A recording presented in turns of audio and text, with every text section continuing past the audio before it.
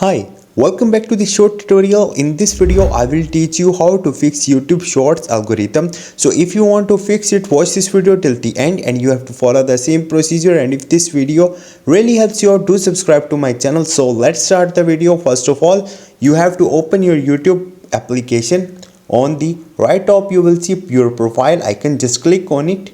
After that, you have to click on the settings from here. Here you will see multiple options. Click on the history and the privacy.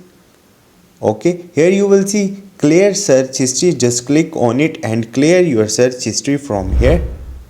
After that, close this application and tap a while on the YouTube icon, and here you will see info. Click on it.